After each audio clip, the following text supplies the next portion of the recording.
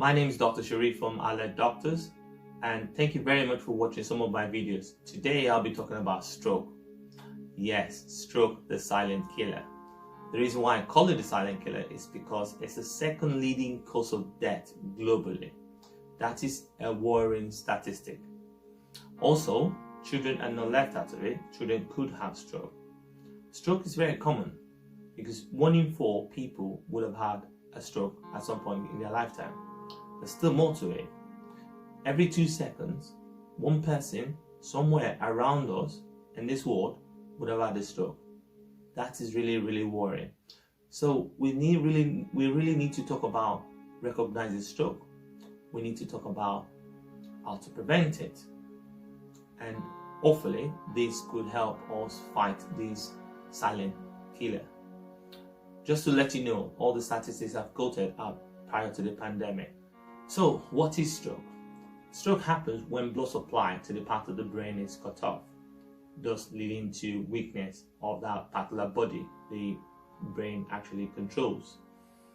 It is an emergency and one must act very fast. If you recognize someone having a stroke, that person must go to the hospital as soon as possible.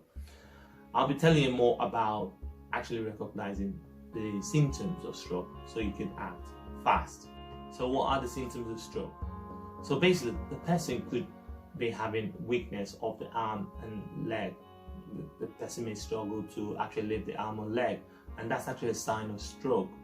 Another thing that could happen is the person may struggle to get his words out, or when he's saying his words, they don't sound right at all. We tend to call that slurred speech. Another thing that could happen is the person would actually have a weakness of the face. Basically, the person's face may go down, which we call a facial droop. These are worrying signs of stroke. Another thing that could happen is the person having a loss of vision in one particular eye or both eyes. When people have this type of symptoms, one must act fast. Time is of the essence. The person must go to hospital as soon as possible so that he can have critical care given to that person. Now, having said that, stroke services vary across countries, so it may not necessarily be exactly the same across, but at least you know that when you recognize the symptom, the person must go to hospital as soon as possible. So we've got this word called FAST, F-A-S-T, meaning that F will stand for facial weakness, and A will stand for arm weakness or leg weakness, and S stands for slurred speech, and T itself means time. Time in the sense that you must act fast. It's not something you have to wait till the following day. It's not something you have to wait till 6, 4, 5 hours. You must go to hospital immediately. So the best thing really is to prevent it, which when people normally say prevention is better than cure. So we're going to talk about preventing stroke. How can you prevent stroke? So the best way to really prevent stroke is by living healthy. Yes.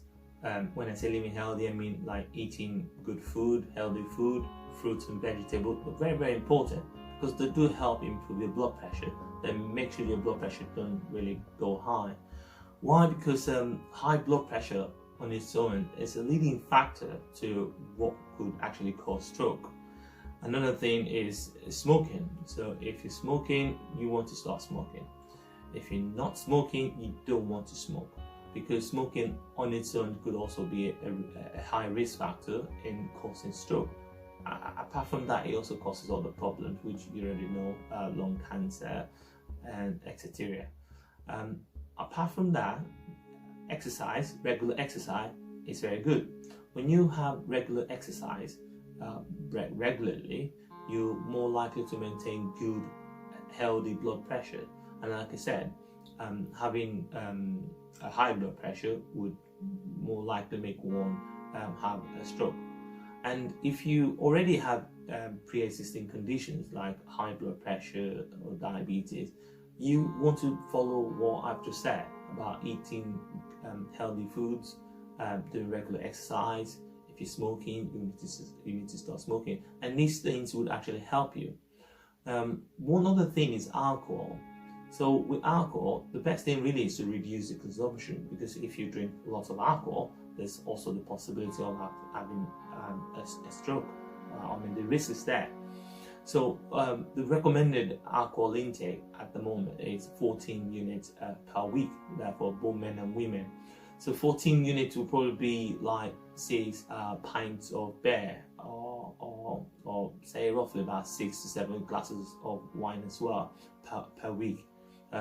If you go more than that, you're more likely to have this, the risk factors get increased, and you're more likely to have a stroke over time.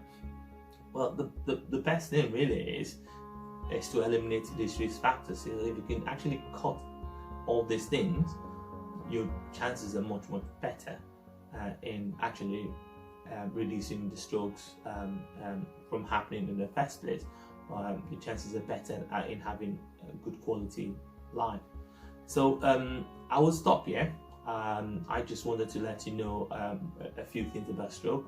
The other things that I'll be talking about, but if you keep on watching us, Alert Doctors, we'll continue to give you more information, health topics, how to be good, how to live healthy, how to stay healthy, look healthy over time.